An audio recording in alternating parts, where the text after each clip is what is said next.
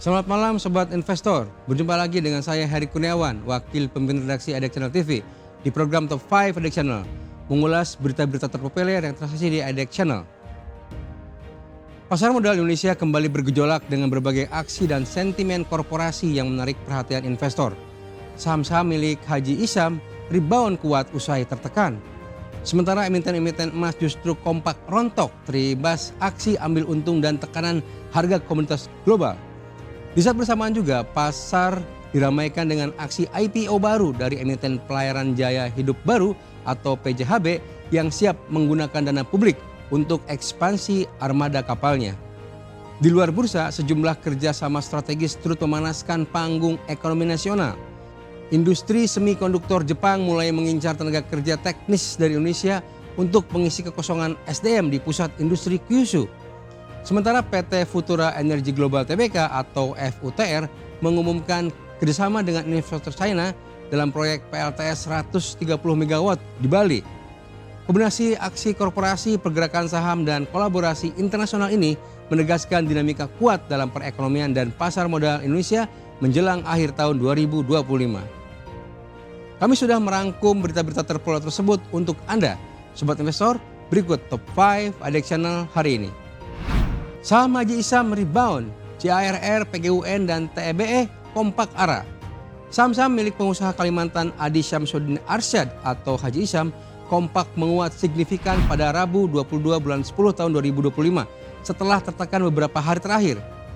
Saham PT John Lynn Agro Raya Tbk atau JARR dan PT Dana Brata Luhur Tbk atau TEBE menembus batas atas atau arah 25%.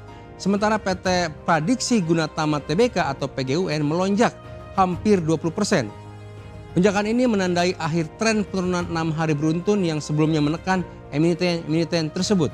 Analis menilai secara teknikal saham-saham milik Haji Isam tengah memasuki area pantulan penting dan berpotensi rebound meski belum cukup kuat untuk disebut sebagai pembalikan atau reversal. Investor disarankan menunggu fase akumulasi sebelum momentum penguatan berlanjut.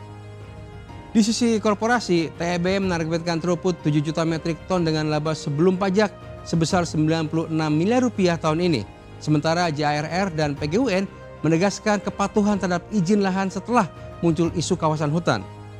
PGUN juga tengah menuntaskan legalitas 16.000 hektar lahan melalui mekanisme PPTKH sesuai Undang-Undang Cipta Kerja. Berita kedua, saham emiten emas rontok, Arci jatuh 7%. Saham-saham tambang emas ambruk pada Selasa 22 bulan 10 tahun 2025 seiring jatuhnya harga emas dunia yang mencatat penurunan harian terdalam dalam 5 tahun terakhir. PT Arci Indonesia Tbk atau Arci anjlok 7,9%. PT Resources Asia Pasifik Tbk atau PSAB turun sebesar 6,5% dan PT Merdeka Gold Resources Tbk atau emas merosot hampir 6%. Emiten besar lain seperti MDKA, ANTM, dan AMMN juga turut terkoreksi. Harga emas turun sebesar 5,29% ke angka 4.125,27 US dollar per ons setelah sehari sebelumnya mencetak rekor tertinggi sepanjang masa di angka 4.381,21 US dollar. Aksi ambil untung terjadi usai rally panjang yang dipicu ekspektasi pemangkasan suku bunga The Fed dan ketegangan geopolitik global. Analis menilai volatilitas tinggi dan penguatan dolar Amerika Serikat menjadi faktor penekan utama harga emas. Namun prospek jangka menengah masih positif seiring ekspektasi penurunan suku bunga dan potensi stabilitas pasar pasca pengumuman data inflasi Amerika Serikat pekan depan.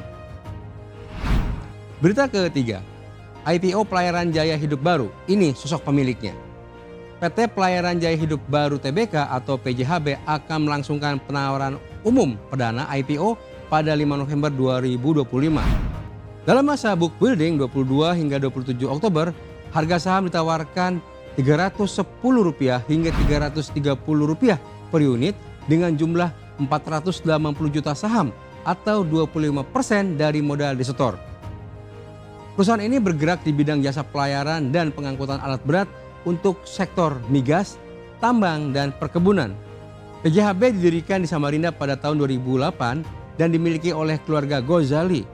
Berdasarkan prospektus Pemegang saham terbesar adalah Hero Gozali yaitu sebesar 50%, disusul Adelia Arini Setiawan sebesar 17%, serta Go Xiaobi dan anggota keluarga lainnya. Setelah IPO, kepemilikan masyarakat akan mencapai 25%.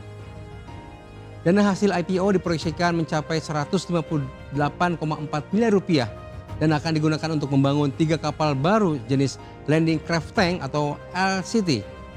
Penambahan armada ini bertujuan memperkuat kapasitas angkut alat berat seiring meningkatnya permintaan dari proyek-proyek energi dan pertambangan di Indonesia. Berita keempat, kekurangan tenaga kerja, industri semikonduktor Jepang incar talenta Indonesia. Industri semikonduktor Jepang kini melirik tenaga kerja asal Indonesia untuk mengatasi kekurangan sumber daya manusia di wilayah Kyushu. Dua perusahaan besar Jepang, yaitu Fukuoka Financial Group dan World Holdings, menggandeng Politeknik Mitra Industri, yaitu jaringan 7 sekolah teknik di Indonesia untuk memasok tenaga kerja terampil. Kerjasama ini menekankan pelatihan teknik bergaya Jepang dan kemampuan bahasa yang menjadi bekal penting bagi lulusan SMK Mitra Industri.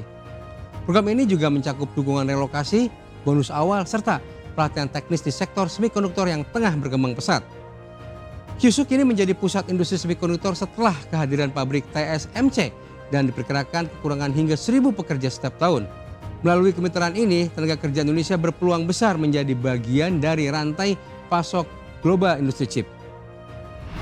Berita kelima, Futura Energy atau FUTR gandeng investor China garap PLTS 130 MW di Bali.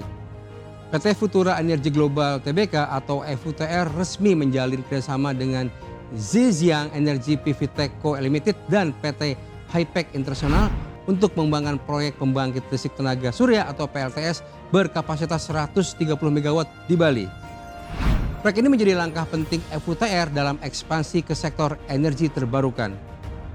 Direktur Utama FUTR, Tony Agus Mulyanto, menyebut proyek ini akan digarap bertahap dengan dukungan finansial dan teknologi dari 2 perusahaan China.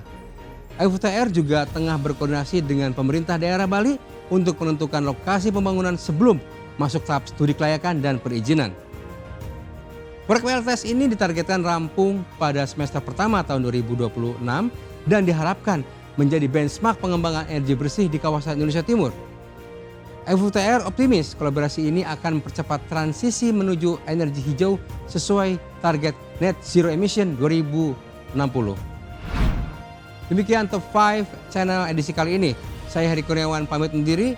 Patut diingat bahwa segala putusan pembelian maupun penjualan saham sepenuhnya berada di tangan Anda Sobat Investor. Pantau terus berita ekonomi, bisnis dan pasar modal hanya di Adek Channel TV, adekchannel.com dan media sosial Adek Channel. Sampai jumpa. Jangan lupa selalu bahagia.